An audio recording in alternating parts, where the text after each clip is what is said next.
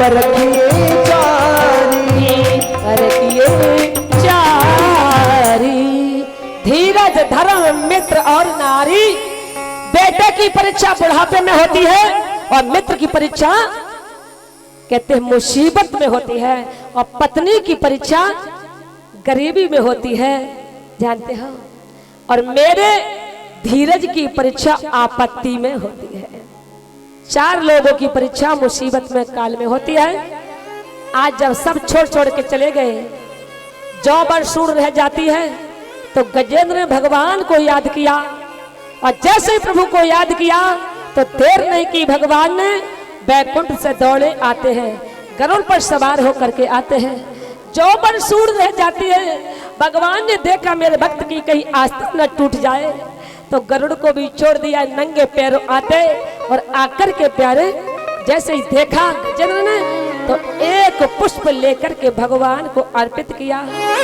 कृष्णाय वासुदेवाय हरे परमात्मने प्रतिक्लेशनाशाय गोविंदाय नमो नमः।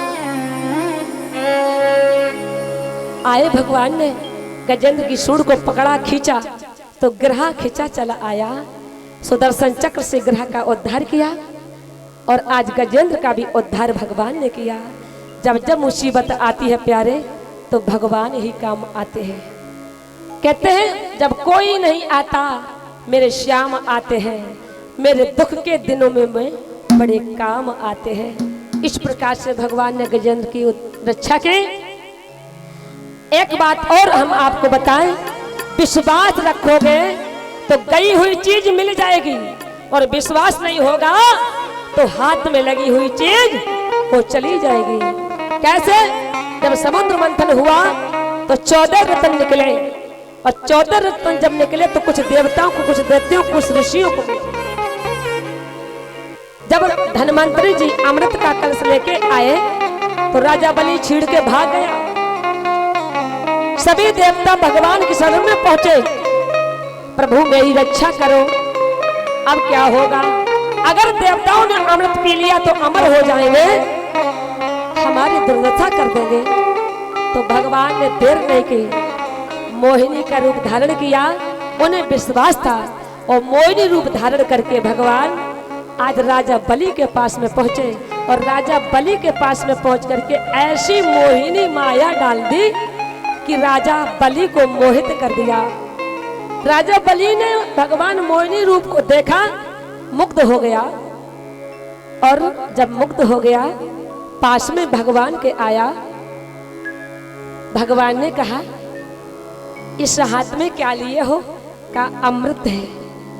कहां से लाए हो? समुद्र मंथन करके निकाला है, हम देवताओं ने मिलकर के। भगवान कहते हैं तब तो दोनों का अधिकार होना चाहिए।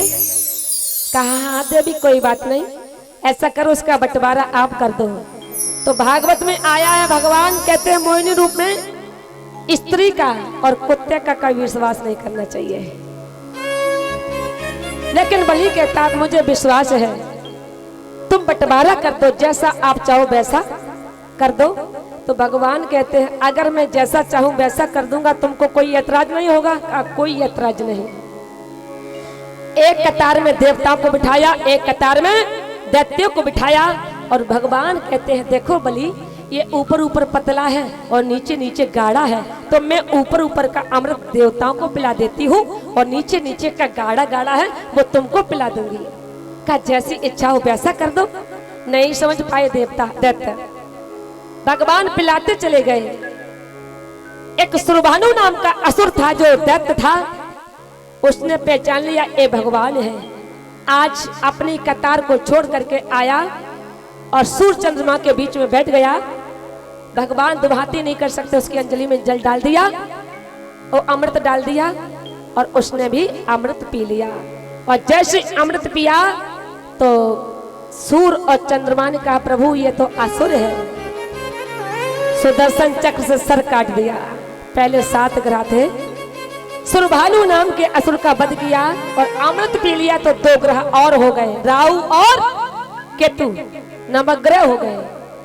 इधर देवता अमृत पी करके अमर हो गए और दैत्यों को बारूदी पिला दी। अब तो जब देवासुर संग्राम हुआ प्यारे, तो राजा बलि मारा गया। जब मारा गया देवताओं की विजय हुई, लेकिन शुक्राचार्य जी ने देखा तो संजीवनी विद्या के द्वारा राजा बलि को जीवित किया।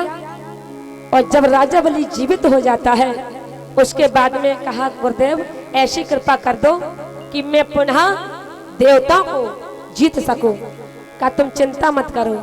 एक यज्ञ करवाया, उसमें से रथ, शंख, कवच निकला और राजा बलि को दिया। कहा कि मेरा आशीर्वाद है, स्वर्ग पे चढ़ाई कर दो। और जैसे ही स्वर्ग पे चढ़ाई की तो राजा बलि ने शंख को बजाया। जब शंख को बजाया तो सभी देवताओं की शक्ति खिंच करके राजा बलि के अंदर आ गई। सभी देवता शक्तिहीन हो गए। जब शक्तिहीन हो गए सभी देवता, अब तो प्यारे भक्तों राजा बलि स्वर्ग का अधिपति बन गया। जब स्वर्ग का अधिपति बन गया तो देवता आज कंदरा में छुपक करके अपने दिन व्यतीत करने लगे। भगवान से प्रार्थना की, प्रभु अब मैं क्या करूं। इधर कश्यप ऋषि की